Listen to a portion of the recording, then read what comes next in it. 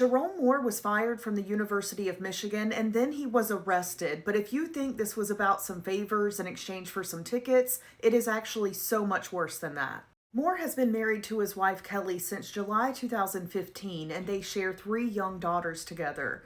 It is now being alleged that he was having an affair with his executive assistant. You can see more here with his previous executive assistant, Paige Shiver. I want to stress it is just an allegation right now that Paige is the person he was having an affair with and that Paige is the person referred to as victim in the following timeline. On Monday, December 8th, the victim officially breaks up with Moore and then cooperates with the University of Michigan's investigation.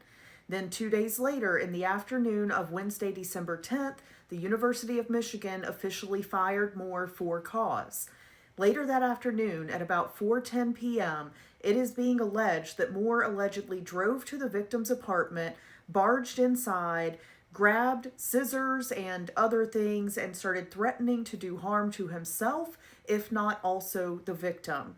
It is alleged that he said, "I am going to myself, my blood is on your hands." Now, the victim allegedly told Moore that they were going to call their attorney, and that scared him away and he left. The victim wound up calling 911 to report what happened, but that wasn't the only 911 call that came in. Shortly after Moore fled from that apartment, it is being reported that his wife Kelly called 911 saying she was scared that Moore was going to do something to himself because he was fired and he was very upset about it. 911 was able to locate him in a church parking lot about 15 miles away. Moore was charged with the felony of third-degree home invasion, which carries a maximum sentence of 5 years in prison. He was also charged with misdemeanors for stalking and breaking and entering.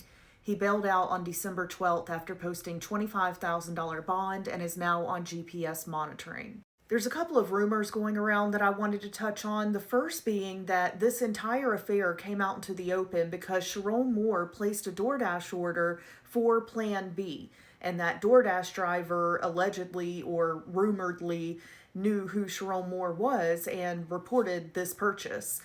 The other rumor is one of the first pieces of news I saw come out after his termination was an online model saying he had offered her tickets for some fun time with 4 people, and she is now walking back those claims. So as far as I can tell, that online model doesn't have much to do with this investigation, his termination, or his arrest. We'll see what comes out. His next hearing is on January 22nd. I'll update you after that hearing. Until then, let me know your thoughts about all of this.